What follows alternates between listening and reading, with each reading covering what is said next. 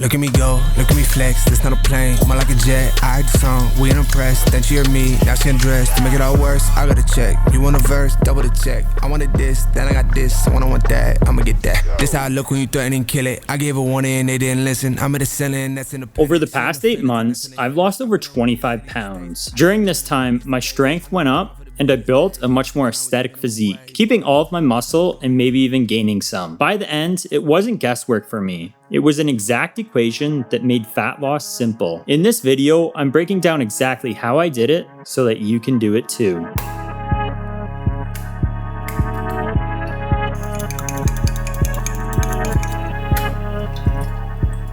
Point 1, what is a calorie and why does it matter? So a calorie is a unit of energy that your body uses in order to power itself, basically. Both food and drinks will have calories in it. Controlling how many calories you eat versus how many calories you burn is the only way to control your weight. There's a lot of fluff online that says you can do all these simple hacks or tricks and stuff, and either they're bullshit or things like these fancy diets and stuff, they use calories, but they use them in a roundabout way. So I like to go to the source and just focus on my calories themselves, as calories are 100% in your control and you can manipulate them depending on what direction you want your body weight to go into.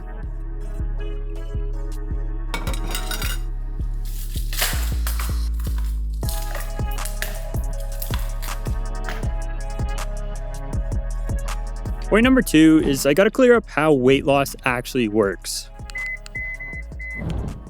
So everyone burns a certain amount of calories per day. This can be through everything from walking to digestion and bodily functions that your body does every single day. So you can burn calories even when you're sitting there doing nothing. The amount of calories that you burn in a day is called your caloric maintenance. So if someone wants to maintain their weight, they need to eat roughly the same amount of calories that they burn in a day. Now, if someone wants to gain weight, they need to eat more calories than what they burn every day. The body will utilize the calories that it needs, and then the excess calories will be stored as either fat or muscle on your body. And then when it comes to weight loss, if someone wants to lose weight, they need to eat less calories than what they burn in a day. Your body still needs the same amount of energy to function, whether you eat that amount of calories or not. And when you don't eat that amount of calories, your body's then going to have to call on its stored energy in order to fill the difference. And that stored energy is stored in your fat. I'm not catching fades anymore. Gotta keep my hands clean when they come for the ball. Keep it smooth like a dawn, making moves in the dark. Cause I learned how to swim in the pool full of sharks. Now they coaches, cause they can't read all his motions. How the kid never switch codes, but he code switch focus. Staring down your team with a frozen ice cold look that can end the summer solstice. Cause I'm more like the top dog. Keep on running game and the gang will accost y'all. I be calling plays from a plane while I'm off court. But we ain't the same, you a lame, I'm a mob star. Now, in order to understand the best way to lose weight, you first have to understand the 3500 rule. Basically, what this rule is 3,500 calories is equivalent to 1 pound of body weight. This number works for both gaining weight and losing weight. So if you wanted to lose half a pound per week, say, you need to take 3,500 calories and divide it by 7, and then that'd give you 500, and then divide that in half, because you only want to lose half a pound per week, not a full pound. And in that case, it'd give you 250. So in order to lose half a pound per week, you need to eat 250 calories less than your maintenance. If you want to lose a full pound per week, then you need to eat 500 calories less than your maintenance. Now, you can do this through your diet, or you can do it through cardio as well. Cardio works by burning calories. So say your caloric maintenance is 3,000 calories and you eat 3,000 calories for that day. If you were to go on a run and burn 250 calories on that run, that will mean that your caloric maintenance for that day goes up by 250. So then 3,250. And if you don't eat those 250 more calories, and if you did that every single day for an entire week, then you would lose half a pound because you'd be 250 calories in a caloric deficit. So really all it takes is this equation to lose weight. And that's why I say it's so simple, because as long as you follow this rule, you're going to make out just fine. The problem then is that it's not so much complicated as it is difficult mentally, because sometimes honestly you get cravings for food and you just want to eat what you can and say fuck it to the diet. And for those times, what I find helps is keeping the end goal in mind. Like for me, it was having abs, and I would just say to myself, I'd much rather have abs than a chocolate bar or a cookie or something. And that usually kept me away from it. Another thing that helped me when I was doing my cut was fasting in the mornings. And I know this sounds difficult, but honestly, if you have a coffee, it suppresses your appetite. And then as soon as noon rolls around, you're starting to feel hungry again. And then you can consume a lot more food in the afternoon. So it's a lot easier. At least that's what I've found. You also want to make sure when you're losing weight, you're eating nourishing foods and not just eating junk. Junk food's very high in calories. So when you eat a whole food meal compared to like a chocolate bar or something, the whole food meal is going to fill you up a lot better than the chocolate bar because there's just a lot more volume of food. Not to mention the food's much more nutrient dense, which is also going to help make you feel full. So when you're on your cut, I recommend staying away from junk food.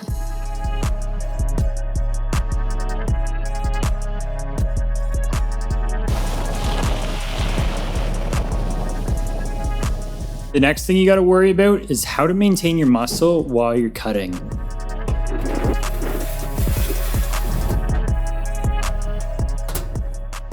So in order to maintain your muscle when you're on a cut, you need to first make sure that you're resistance training. Resistance training is what signals to your body that it needs muscle in the first place. If you're not resistance training, it's going to have no reason to want to get bigger. When you resistance train, your body adapts to the challenge of lifting weights by putting more muscle on your frame.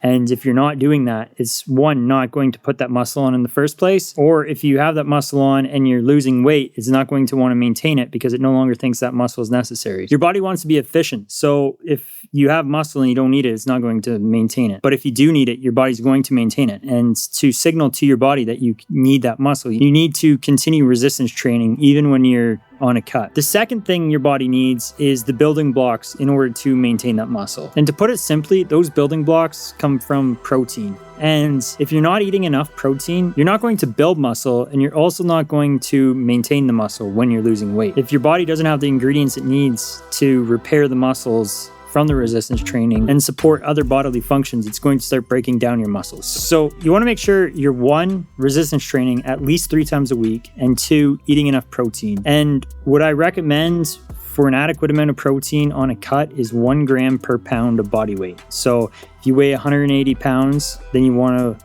make sure you're eating 180 grams of protein. I'd be lying if I said this wasn't difficult to do. I honestly struggled trying to get enough protein into my diet while maintaining a calorie deficit. A couple things that I found help was 1, making sure that I was consuming high in protein foods. This is another reason why you want to stay away from junk food. As if you're not focused on eating protein and you're just eating high in carb foods, then it's going to be very hard to hit your caloric goal and your protein goal. Like one eating habit that I had to change was every lunch I'd have peanut butter, toast, and honey or jam. And I enjoyed eating this, but it had like a 30-to-1 calorie to protein ratio. And eating this took too many calories and it didn't have enough protein. So what I had to do was I had to switch out to eating eggs at lunch, as this had a much better protein to calorie ratio. And it meant that I could eat more calories later in the day and I didn't have to have as much protein supplementation in order to hit my protein goal.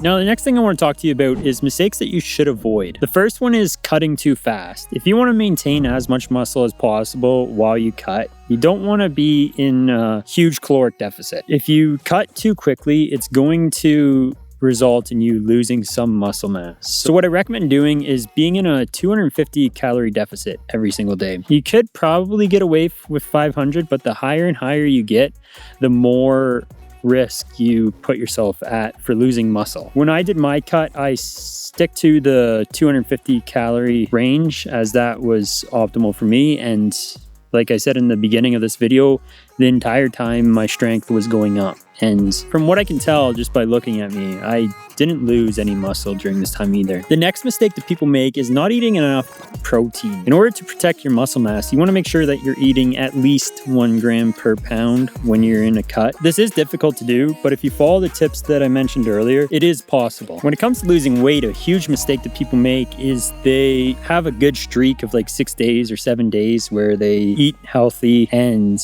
in a deficit. And then they kind of just get this attitude that I can have a cheat day. The problem with that is you need to still have self-control here. And yeah, you can eat a little bit more calories on a cheat day, but make sure you're not eating like 1,000 or 1,500 in a surplus. This is just going to undo all the progress that you made in the previous week. So if you are going to have a cheat day, just make sure you're not a complete degenerate and eat a whole ton of food. Just have some self-control. You can have a bit of fun and a little bit more, but don't go overboard. Another thing that people do when it comes to weight loss is they don't track their body weight. What I recommend doing is weighing yourself every morning before you eat anything, but after using the bathroom. This is going to give you a consistent measurement, and then take the average for the week. And then you want to make sure that you are actually losing weight. If you're eating the correct amount of calories, but your weight isn't going down, then that means that your caloric maintenance isn't what you thought it was, and you need to lower it. These caloric maintenance calculators are just guessing your activity levels, and if you're less active or more active than what it guessed, then that count is going to be off. So if you do notice for a few weeks in a row that your weight's not dropping, again, your average weight, your weight's going to fluctuate from the day to day, but you want to take your average for the week. And if after a few weeks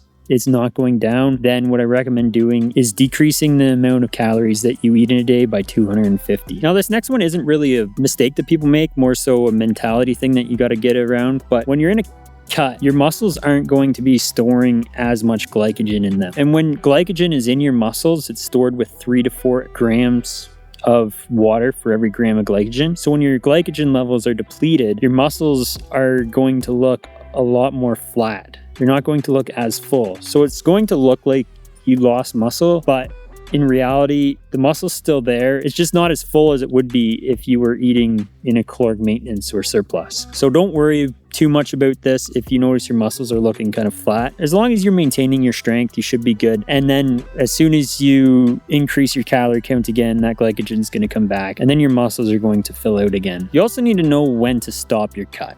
So what I recommend doing here is obviously set a weight goal that you want to hit, or you can even set a body composition goal. So once you hit your body composition goal, then obviously stop and start to lean bulk. Or if you're like me, before I hit my body composition goal, my sleep started to take a hit. Like I couldn't fall asleep at nighttime. And after doing some research, it was because of this cut. So what I did was I went on a 2-week refeed. And that helped at first, but after a few weeks, again, I was noticing my sleep was sucking. So just something to watch out for. I cut for like 8 months straight though, and I also got pretty lean. So a lot of you guys probably won't deal with this problem. However, if you are noticing that problem, then I'd also recommend stopping your cut short and then going on a lean bulk for a few months. Now, if you're just getting into fitness, then there's a lot of mistakes that I made that I wish I avoided. And I talk about those in this video right here. So I definitely recommend checking that out, and make sure to click subscribe.